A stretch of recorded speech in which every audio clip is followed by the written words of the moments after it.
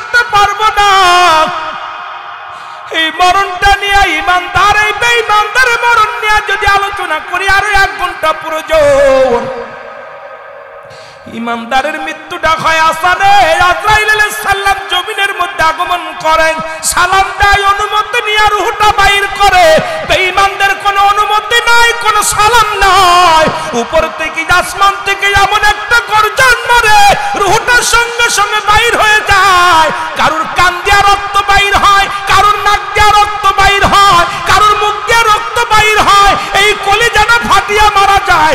এমন একটা চিৎকার মারে আজরাইল, ওই চিৎকার সহ্য করতে পারে না, সঙ্গে সঙ্গে এই ব্যক্তি মারা যায়। একটা মুখটা বেঁকা হয়ে যায়, হাতটা বেঁকা হয়ে যায়, চোখ দুটি বড় বড় হয়ে যায়, জিহ্বা বাইর হয়ে যায়, পায়খানা করে দেয়, প্রস্রাব করে দেয়।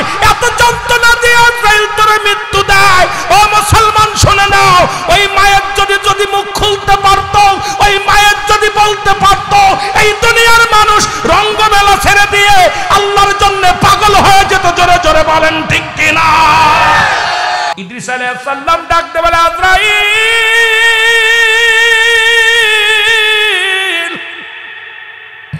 আমার মন বলে একটা গরু জবাই না করে রে।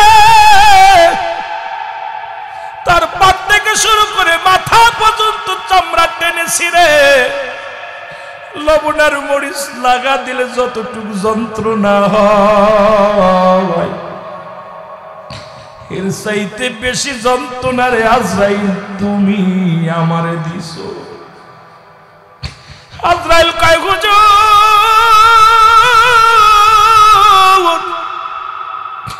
মায়ের কোলে দুধ খাইতে খাইতে সন্তান যেমনি ঘুমায় যায়, তেমনি আপনার রূহটা আমি বাইর করেছি, কোনো কষ্ট দিই নাই। ইদ্রিস আলাইহিস সালাম বলে, আজরাইল, তুমি কি শুনাইলা? এত সহজ মৃত্যু যদি এত কঠিন হয় রে, যাদের মরণের সময় যারা পায়খানা করে দেয়, যারা প্রস্রাব করে দেয়, যাদের চোখ দুটি বড় বড় হয়ে যায়, যাদের জিহ্বা বাইর হয়ে যায়, তাদের মৃত্যুটা কত কঠিন হয়। এই 4 জন নবী দুনিয়ার মধ্যে এখনো জিন্দা আছে গো। কিয়ামত পর্যন্ত আর কোন নবী আইব না, তওবার দরজা খোলা। এই মুসলমান ইদ্রিস আলাইহিস সালাম জিন্দা হওয়ার, ইদ্রিস আলাইহিস সালাম যখন ইন্তেকাল করলেন, জিবরিল আমিন আবার দোয়া করলেন, আবার আল্লাহর দরবারে উনি ভালো জিন্দা হয়ে গেলেন। এবার আজরাইল জিগায়, আজরাইল নিজে জিগায়, কারে জিগায়? আজরাইল জিগায়, আজরাইল জিগায়, ও আজরাইল, তুমি আমার রূহটা কেমনে নিয়েছো আগে বলো। আজরাইলকে জিগাইতে হযরত ইদ্রিস আলাইহিস সালাম জিগায়, আপনি আমার রূহটা কেমনে নিছেন? বলে, পৃথিবীর মধ্যে যতগুলো আপনার আগে মৃত্যুবরণ করাইছি, সবার রূহটা অনেক কষ্ট দিয়া অনেক কেড়ে নিয়েছি, আপনারটাই সবচেয়ে আসানে নিয়েছি। যেমন একটা আটা গোলাইয়া খামির বানাইয়া এর মধ্যে যদি একটা চুল পড়ে, চুলটা যদি টান দেওয়া হয় অনাসে বাইর হয়ে যায়, আটাই টের পায় না, খামিরে টের পায় না। আপনাকে এত আসানে এত সহজে মৃত্যু দিয়েছি, এত কষ্ট দিন, একটু কষ্ট দিন নাই। ও মুসলমান শুনে নাও, ইদ্রিস আলাইহিস সালাম ডাকতে বলে, আজরাইল,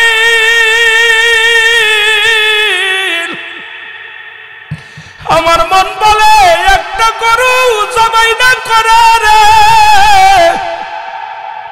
তার পা থেকে শুরু করে মাথা পর্যন্ত চামড়া টেনে ছিঁড়ে লবণের মরিচ লাগা দিলে যতটুকু যন্ত্রণা হয়, এর চাইতে বেশি যন্ত্রণা রে আজরাইল তুমি আমারে দিছো। আজরাইল কয়, হুজুর,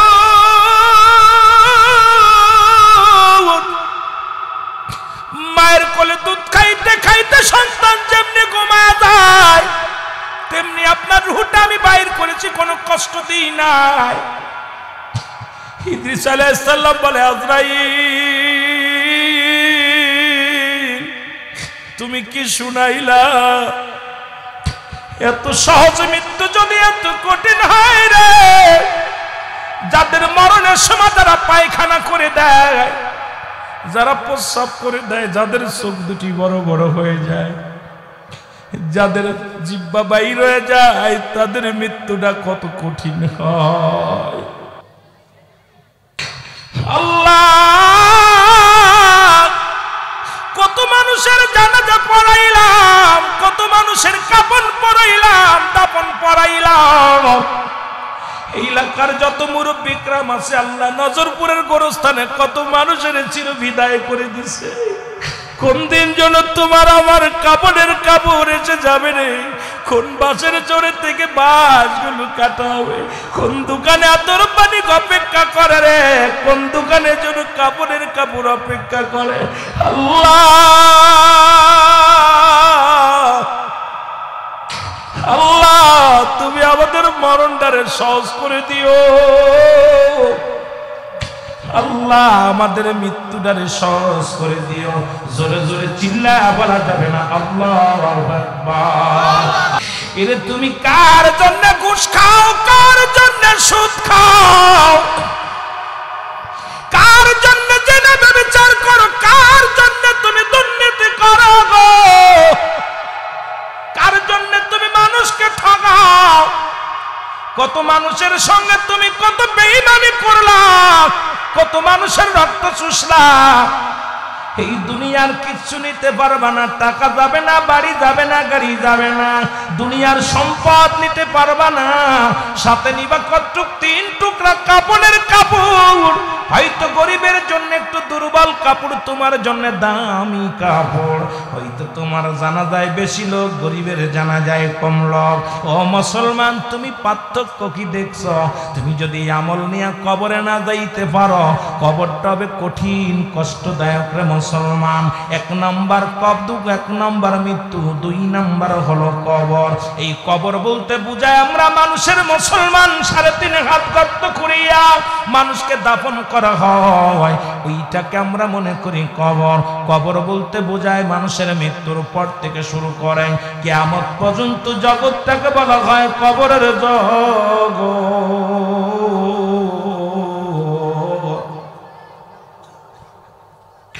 এ মুসলমান শুনে যাও, এর ইমানদারের মৃত্যু হয় আর বেঈমানের মৃত্যু হয় গো। হালাল খোর বান্দার মৃত্যু যখন হয়, আজরাইল দুনিয়ার মধ্যে আগমন করে। কাফের বেঈমান জাহান্নামীদের রূহ বাইর করার জন্য আজরাইল দুনিয়ার মধ্যে আগমন করে না। আজরাইল এত বড় দানব, আসমানে তার মাথা, জমিনে তার পা, পৃথিবীর সমস্ত পানি যদি তার মাথার উপরে ঢেলে দেয়া হয়, একটু পানি গড়াইয়া পড়বে না। আজরাইল এত বড় দানব রে বাবা। এই আজরাইল প্রত্যেকের জীবনে আইব, এই আজরাইল কাউকে ছাড়বে না। জোরে বলেন ঠিক কিনা? এ দুনিয়ার মুসলমান,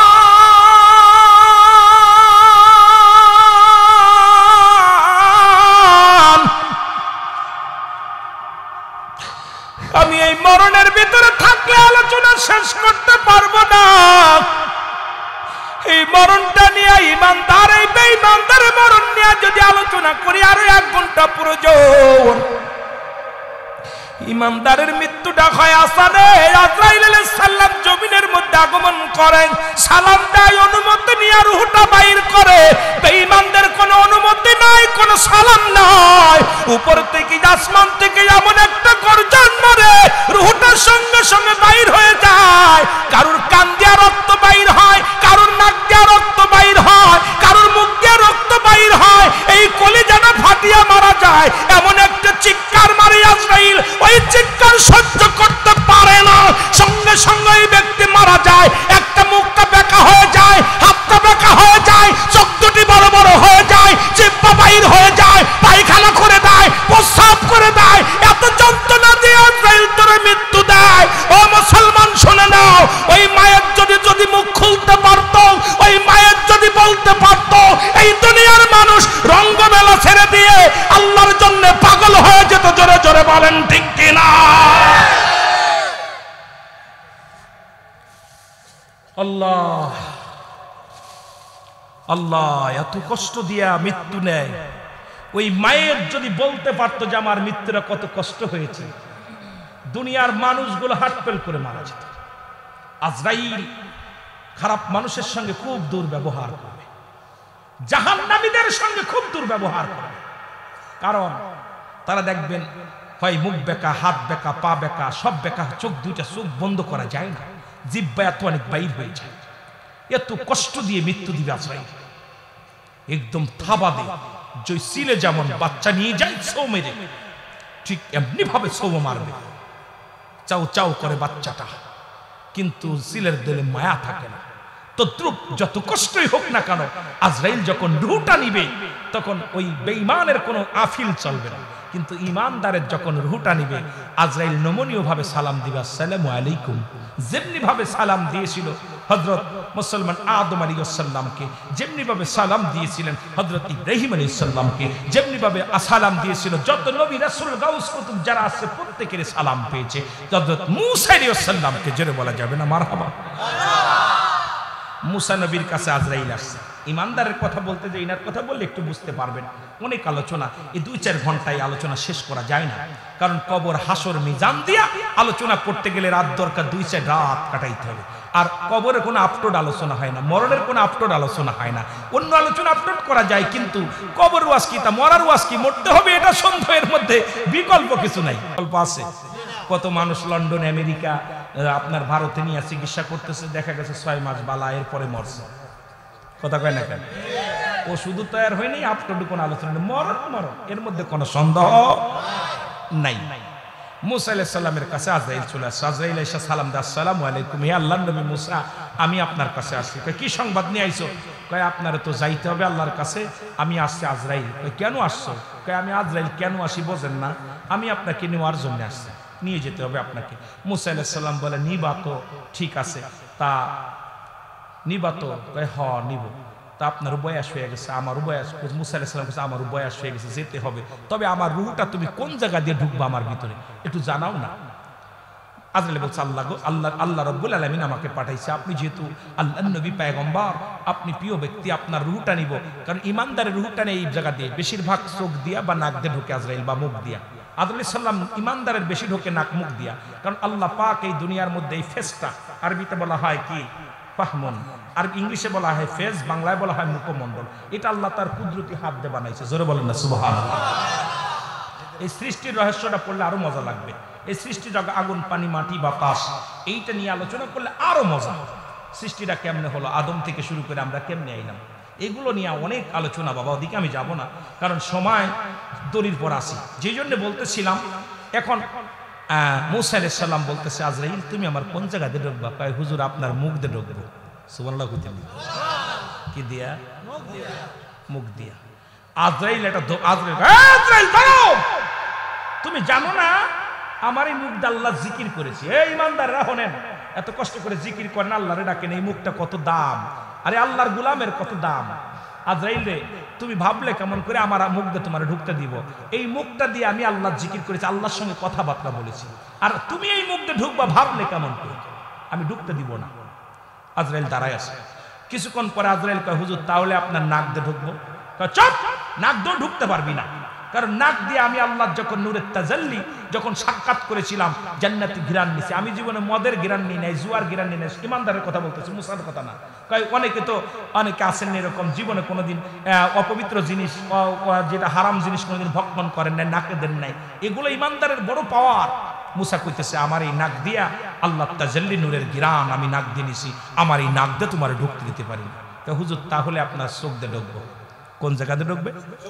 চোখ দিয়া। মুসা নবী কয় দাঁড়াও, তুমি ভাবলে কেমন করে আমার এই চোখ দিয়া? এই চোখ দিয়ে আল্লাহর নূরের তাজাল্লি আমি দেখেছি, সুতরাং আমার এই চোখ দিয়ে তোমার ঢুকতে দিতে পারে না। আজকে যারা ওয়াজ শুনতেছেন শুনে নেন, যারা কোরআন পড়েন এই চোখ দিয়ে দেখে, যারা পিতা মাতাকে এই চোখ দিয়ে মায়ার নজরে দেখেন, যারা উস্তাদ পীর মাশায়েখদের এই চোখ দিয়ে মায়ার নজরে দেখেন, এই চোখ দুটো বিফলে, এই চোখ দিয়ে দেখে মসজিদে যান, এই চোখ দিয়ে দেখে জান্নাতের বাগানে আসেন, এই চোখ জাহান্নাম জাহান্নামে যাইতে পারে না। যে চোখ দিয়ে আল্লাহর জন্য ভয়ের জন্য কাঁদে, জাহান্নামের জন্য কাঁদে, যার চোখ দিয়া চোখের পানি পড়ে, এই চোখ দিয়ে কখনো জাহান্নামে দিবে না। এই চোখ যাবে কাদের জাহান্নামে দেবে? যাদের চোখ সিনেমা দেখে, যাদের চোখ বেগানা মহিলা দেখে, যাদের চোখ হারামখোর। এই চোখ, যে চোখ দিয়া বেগানা মহিলা দেখে, সিনেমা দেখে, আড্ডা গায়, যত অন্যায় পথে যখন এই চোখটা অপচয় করে, এই চোখ যাবে জাহান্নামে, আর ঈমানদারের চোখ যাবে জান্নাতে। জোরে বলেন ঠিক কিনা? আরো জোরে বলেন। মুসা আলাইহিস সালাম ধমক দিছে। আজরাইল বলতেছে, হুজুর আমি আপনার কাছে আইছি জানটা নিতে, আপনার ওই সব ওজর টোজর চলবে না। আমার আল্লাহর হুকুম নিয়ে আইছি, আমার ইচ্ছা জমিন দিয়ে এমনি ঢুকবো, আমার বালা জমিন দিয়ে লাগবে, এমনি দিয়ে ঢুকবো, আপনি বাধা দিবেন না। মুসা আলাইহিস সালামের রাগ হয়ে গেছে, একটা জোরে থাপ্পড় লাগাই দিছে আজরাইল আলাইহিস সালামের। একটা এত জোরে একটা থাপ্পড় লাগাইছে, আজরাইলের চোখ দুইটা কানা হয়ে গেছে। আল্লাহু আকবার বলেন।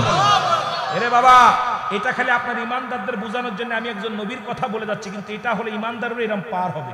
ইমানদার পা দিয়ে ঢুকতে দিবে না। এই পা দিয়ে আমি মসজিদে হেঁটে গেছিলাম, গাল দিয়ে ঢুকতে দেবে না, আমি কোনোদিন বিড়ি সিগারেট টান দিই নাই। চোখ দিয়ে ঢুকতে দেবে না, এই চোখ দিয়ে আমি মসজিদে যেয়ে গেছি, এই চোখ দিয়ে কোরআন পড়েছি। কান দিয়ে ঢুকতে দিবে না, আমি গান বাজনা শুনি, আল্লাহর দ্বীনের কথা শুনেছি।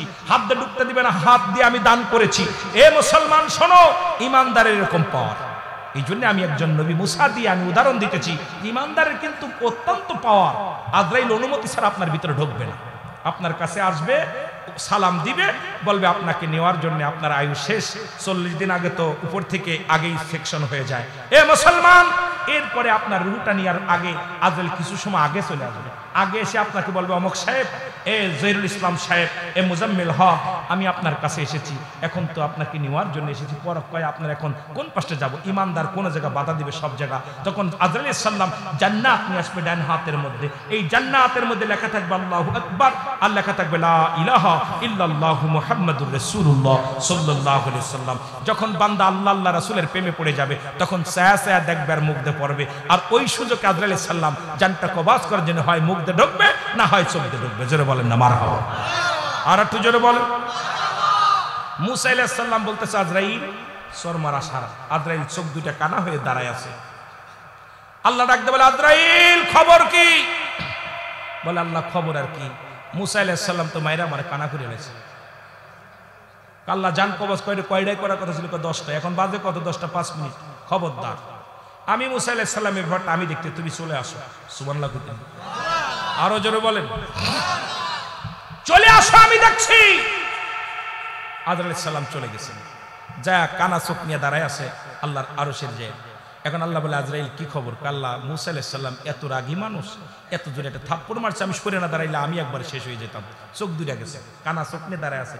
আল্লাহ বলতেছে, আমি আমার মুসা একটু, যত নবী পাঠাইছি একটু আমার নবীর মুসার একটু মেজাজ গরম, আমার মুসা একটু রাগান্বিত বেশি, যেহেতু আমার নবী তোরা চোখখানা করে দিছে।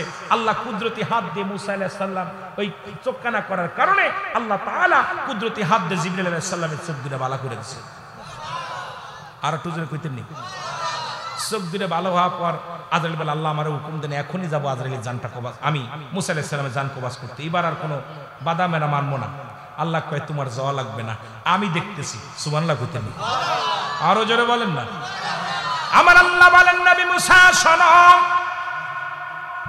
এ নবী মুসা শোনো। মুসা বলে, আল্লাহ কই মুসা রে, একটা বকরির গায়ে বা একটা গাভীর গায়ে যতগুলো পশম আছে, এই পশম পরিমাণ এত 1000 বছর যদি তুমি হায়াত চাও, আমি আল্লাহ দিতে বাধ্য, কারণ তুমি চাইতে পারলে আমি দিয়ে দিব। আমি আল্লাহ, তুমি যতদিন বাঁচতে চাও আমি আল্লাহ তোমাকে ততদিন পর্যন্ত হায়াত দিব। সুবহানাল্লাহ। মুসা নবী বলে, আল্লাহ তা নাই দিলেন আমারে, কিন্তু তারপরে কি হবে? এত 1000 বছর পরে তার কি হবে? আল্লাহ কয়, তারপরে মরণ হবে। কারণ তুমি জানো না রে মুসা, আমি স্রষ্টা, তুমি সৃষ্টি, আমি স্রষ্টার কোনো মৃত্যু নাই, সৃষ্টির মৃত্যু আছে, সমস্ত সৃষ্টি জগৎ সব আমি আল্লাহ শেষ করে দিব। মুসারে জেনে রাখো, ভালো করে জেনে রাখো, আমি আল্লাহ তাআলা একমাত্র আমি জিন্দা থাকব, আর সমস্ত জাতি আমি আল্লাহ শেষ করে দিব। জোরে বলো আল্লাহু আকবার। আল্লাহ হলো স্রষ্টা, আমরা হলাম সৃষ্টি, সৃষ্টির মৃত্যু আছে, স্রষ্টার মৃত্যু নাই। ঠিক কি? এবার মুসা নবী ডাক দিয়ে, আল্লাহ যেহেতু মরতেই হবে, এত কষ্ট করার পরও যদি মরতে হবে, এত কষ্ট করে কি আমল করবে? এত কষ্ট করে রাত দিকে কে তোমার ডাকবে? যদি চলে যেতে হবে আর হায়াতের দরকার নাই, তবে যাবার আগে গো আল্লাহ আমি আর একটা বার আপনার দিদার চাই, আপনার সঙ্গে আমি শেষ সাক্ষাৎটা করতে চাই, আপনার সঙ্গে একটু প্রাণ ভরে কথা বলতে চাই। জোরে বলেন মারহাবা। আল্লাহ কই ঠিক আছে, তোর প্রস্তাবে রাজি, আমি তোমার প্রস্তাবে রাজি হয়ে গেল। আল্লাহ কয় মুসারে কবে আসবা? বলে আল্লাহ আপনি যখনই বলেন। আল্লাহ কয় মুসার আগামীকাল চলে আসে। মুসা নবী লাঠিখানা ভর দিয়ে একটা লাঠির মধ্যে ঠুক ঠুক করে হাঁটতে হাঁটতে চলে গেলেন তোর পাড়ে। আল্লাহর সঙ্গে দিদার দেখা হয়, কথা হয়, পর্দার আড়ালে সাক্ষাৎ হয়। মুসলমান শুনে নাও, সাক্ষাৎ শেষে মুসা নবী ডাকতে বলে আমার আল্লাহ আপনার কাছে ছোট্ট একটা দাবি আমি করে যাই। দাবিটা হলো আমার এই বনি ইসরাইলের মধ্যে অসংখ্য গরিব মানুষ, অসংখ্য মাকলুকাত আছে আল্লাহ। আমি যাবার পরে যদি আমার ওই মাকলুকাত না খেয়ে থাকে, খোদায় কষ্ট পায়, আমি নবী মুসার বিরুদ্ধে অভিযোগ করবে। আল্লাহ আপনার কাছে একটা দাবি, আমার কমের, আমার এই জাতিদের একটু খাবারের ব্যবস্থা করে দিবেন। জোরে বলেন সুবহানাল্লাহ। অভিযোগ করবে। আরে আর আমাদের ভয় নাই, আমাদের দেশের নেতারা এই গ্রামে কি দেখাই আছে দেখার সময় নাই। কথা বুঝলি? সময় নাই। নবী মুসা বলে আল্লাহ আমার বিরুদ্ধে যখন অভিযোগ করবে আমি কি জবাব দিব? আল্লাহ ব্যবস্থা করে দিবেন। আল্লাহ বলে মুসারে তুমি যাও, আমি ডাকবো। মুসা আলাইহিস সালাম রওনা দিলেন। আমার আল্লাহ ডাক দে কয় নবী মুসা দাঁড়াও, তোমার হাতে কি? কয় লাঠি। হাতে কি? লাঠি। পাশে কি? কয় পাহাড়। কয় পাহাড়ের মধ্যে একটা লাঠি দিয়ে বাড়ি মারো। মুসা আলাইহিস সালাম লাঠি দিয়ে একটা বাড়ি মারলেন পাহাড়ের মধ্যে। বাড়ি মারার সঙ্গে সঙ্গে দেখতে পাইলেন বিশাল একটা নদী। মারহাবা বলেন না? বিশাল একটা নদী দেখতে পাইলেন। মুসা আলাইহিস সালাম আশ্চর্য হয়ে বললেন আল্লাহ কি আশ্চর্য, পাহাড়ের মধ্যে নদী, এত বড় নদী রে আমার মাওলা। আমার আল্লাহ বলে মুসা রে তুমি পানির মধ্যে বাড়ি মারো। পানির মধ্যে যখন বাড়ি মারলেন দেখতে পাইলেন বিশাল একটা পাথর। সুবহানাল্লাহ। বিশাল একটা পাথর, বড় একটা পাথর। এই পাথরটা ভেসে আসতেছে। আমার নবী মুসা ডাক দে আল্লাহ এত বড় আশ্চর্য, পানির মধ্যে পাথর ভেসে আসে। আমি জাফলংয়ে যে দেখেছি পানির উপরে দিয়ে কি ছোট ছোট পাথরগুলো ভেসে আসে।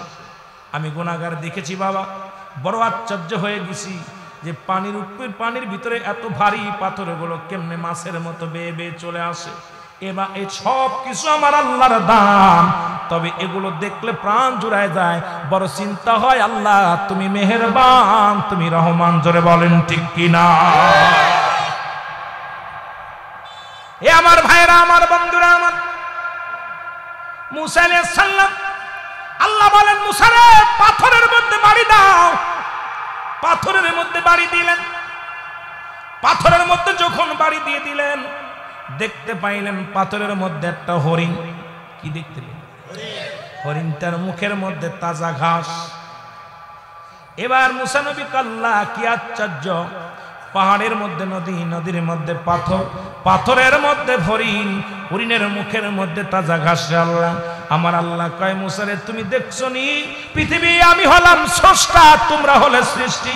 পৃথিবীর মধ্যে যত সৃষ্টি আমি আল্লাহ যত মাকলুকাত বানাইছি সব কিছুর খাবারের ব্যবস্থা, হায়াত মউতের সব ফয়সালা আমি আল্লাহ নিজেই করে রাখছি। জোরে বলেন মারহাবা। এখন তুই ঘুষ খাস কিসের জন্য? সুদ খাস কিসের জন্য? এ ঘুষখোর, এ সুদখোর, হারামখোর, একবার অন্তরের ভিতরে ভয় জাগে না যে তুই পাহাড়ের মধ্যে নদী, নদীর মধ্যে বাদান পাথর, পাথরের মধ্যে হরিণকেও যদি আল্লাহ খাওয়ায়, তোমাকে দুনিয়ার মধ্যে আল্লাহ পাঠাইছে তুমি ঈমানি পথে থাকো, সঠিক পথে থাকো, সত্যের পথে থাকো, আমার আল্লাহ ফয়সালা করে দিবে। হয়তো ওরা ধনীরা একটু ভালো খায়, তুমি একটু ভালো কম খাও, ধনীরা হয়তো মাছ গোশ প্রতিদিন খায়, আমরা যদি বত্তা ভাত খাই, যদি হালাল খাও, এটা আমার আপনার জন্য বড় পাওয়া। জোরে বলেন ঠিক কিনা? একটু ভালো খাওয়ার জন্য, ভালো ঘুমানোর জন্য এই যে সুদ আর ঘুষ, ঘুষ চক্রবৃদ্ধি, সুদ খাইয়া ঘুষ খাইয়া এমন ভাবে করতেছি, ভালো জায়গা ঘুমাবো, এসির মধ্যে ঘুমাইবো, বাড়ি আমার বড় লোক বলবো, ধনী বলবো, কিন্তু তুমি কোন পথে আয় করতেছো আর কোন পথে আল্লাহর দরবারে জবাব দিতে পারবো না। এই জন্য তুমি সারাদিন পরে একবেলা খাও, হালাল খাও, হালাল খাদ্য খাও। সমস্ত ইবাদত বন্দেগী কবুল হওয়ার পূর্ব শর্ত হলো হালাল খাদ্য। জোরে বলেন মারহাবা। আমার ভাইয়েরা, আমার বন্ধুরা, আমার যে কথা বলতেছিলাম, মুসা নবী বিদায় হয়ে গেলেন, নবী মুসা আলাইহিস সালাম রওনা হয়ে গেলেন। পথের মধ্যে দেখে বিশাল মরু প্রান্তরে 7 জন মানুষ একটা কবর খোঁজে। আল্লাহু আকবার বলেন। কয়জন? 7 জন মানুষ একটা কবর খোঁজে। মুসা নবী আশ্চর্য হয়ে গেলেন, আশপাশে তো কোনো বাড়ি টাড়ি নাই, কোনো ঘর দরজা নাই, কারা কবর খোঁজে, কে মারা গেছে আমি তো জানিও না। মুসা নবী আস্তে আস্তে যা সালাম দিলেন, আসসালামু আলাইকুম ভাইরা। ওয়ালাইকুম আসসালাম। এখানে কার কবর খোঁজেন? কয় এলাকার মানুষ একজন এখানে ঘুমাবে, মারা গেছে। কয় আপনি নবী মুসা, যদি পারেন আমাদের সঙ্গে একটু কবর খোঁজার সাহায্য করেন, যেহেতু আপনি আল্লাহর পয়গম্বর, এখানে একটা মানুষের দাফন করা হবে, আপনি যদি পারেন একটু আমাদের সহযোগিতা করেন। মুসা নবী বলে, দাও আসো, দাও, আমি নিজে খুঁজবো। মুসা নবী নিজের কবরটা নিজে খুঁজলেন। সুবহানাল্লাহ বলেন। আর একটু জোরে, আর একটু জোরে। ওই যে 7 জন ছিল কোনো মানুষ নয়, 7 জন হলো আল্লাহর পাঠানো ফেরেশতা। মুসা নবী ঘুমাবে সেই কবরটা তৈরি করতেছিলেন। মুসা নবী কবরটা সুন্দরভাবে খুঁড়লেন। এই কবরটা যখন খোঁড়া হয়ে গেল, কবরের পাশে দাঁড়াইয়া মুসা নবী বলে, ভাইরা কারে শোয়াইবেন? বলে, ভাই মনে কিছু না করলে, আপনি আল্লাহর নবী, আল্লাহর পয়গম্বর, আপনার কাছে একটা কথা বলবো, যে লোকটা এই কবরের মধ্যে ঘুমাইবে সেই লোকটা দেখতে শুনতে আপনার মতো, লম্বা চওড়া আপনার মতো। যদি আপনি একটু কবরের ভিতরে শুইতেন, তাহলে মাপটা ঠিক হয়েছে নাকি দেখা যেত। এই মাপটা নেওয়ার জন্য আপনাকে একটু কবরের ভিতরে শুইতে বলতেছে, আপনি একটু শোন। মুসা নবী মনের আনন্দে শুয়ে পড়েন। কবরের ভিতরে যায় শুইয়া আকাশের দিকে তাকায়া বলে, আমার আল্লাহ, এত সুন্দর নির্জন কবর গো আল্লাহ, যেখানে ইবাদত বন্দেগী করলে কেউ দেখে না, নির্জনে একাকার হয়ে ইবাদত করা যায়, বন্দেগী করা যায়, এ তো চমৎকার একটা জায়গা রে আল্লাহ। যখনই নিয়ত করে বলছে চমৎকার জায়গা, আমার আল্লাহ আজরাইল আর দেরি করিস না, জান্নাতে চলে যান। কারণ আমার নবী মুসা অনেক কষ্ট করে কবর খুঁড়েছে, গায়ের ঘাম ঝরেছে, ওকে একটা জান্নাতি ফল আগে খাওয়ায়া দেয়। এই জিবরিল আমিন তোরে একটা আপেল ফল নিয়ে আসলেন। সুবহানাল্লাহ বলা যাবে না? আর একটু জোরে বলা যাবে না? আল্লাহু আকবার। একটা আপেল নিয়ে আসলেন। এই আপেল ফলটা নিয়ে মুসা নবীর হাতের মধ্যে দিলেন। নবী নেন, মুসা নবী লন, এটা আপনি খান। কবরের ভিতরে শুইয়া মুসা নবী যখন গালের মধ্যে আপেল ফলটা কামড় দিতে গেলেন, আমার আল্লাহ কয়, আজরাইল আর দেরি করিস না, দৌড়ায়া যা। ওই কামড়টা যখনই মারবে, সঙ্গে সঙ্গে তুমি ভিতরে প্রবেশ করবা। যখন আপেল দেখা শেষ হয়ে যাবে, সঙ্গে সঙ্গে রূহটা নিয়ে বাইর হয়ে চলে আসবা। জোরে জোরে চিল্লায়া বলা যাবে না মারহাবা? আপেল ছুঁয়া আপেলটা গালে দিয়ে খাইতেছে, আজরাইল ভিতরে ঢুকা সারা, দুইটা জানটা বাইর করা সারা, একবারে শেষ। যখন মুসা নবীর রূহটা বাইর হয়ে গেল, এখন আল্লাহ বলেন, ও ফেরেশতারা, তোমাদের কাজ এখনো শেষ হয় নাই। আমার নবী মুসারে উত্তোলন করো, কবর থেকে উত্তোলন করো। কবর থেকে উত্তোলন করা হলো, যাও জান্নাত থেকে পানি আনো, জান্নাতি পানি এনে তারে গোসল করাও। এরপরে তারে কবরের ভিতর জান্নাত থেকে পোশাক আনো, সাদা কাপড় নিয়ে আসো, যেটা হুর গেলে মান পরে ওই কাপড়গুলো নিয়ে আসো। আমার নবী মুসারে তুমি জান্নাতি কাপড় দিয়ে মোড়ায়া দাও। এবার তোমরা জানাজার নামাজে দাঁড়ায় যাও। তোমরা সবাই মুসা নবীর জন্য দোয়া করো।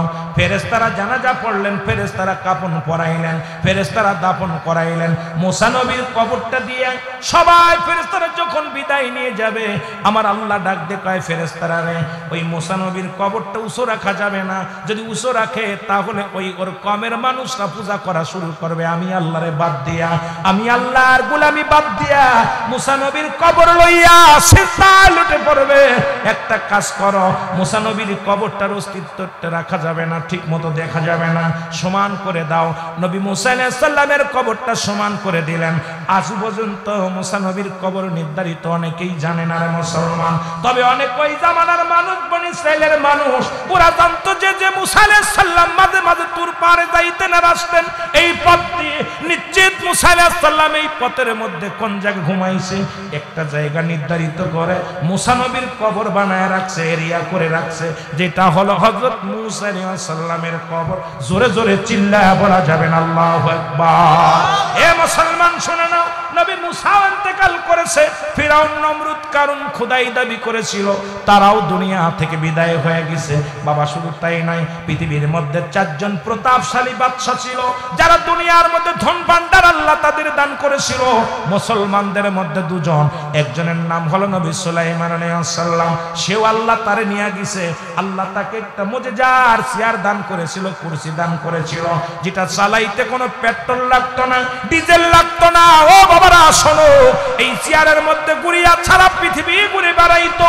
নবী সুলাইমান আলাইহিস সালাম আল্লাহ নিয়ে গেছে, দুনিয়ার মধ্যে নাই।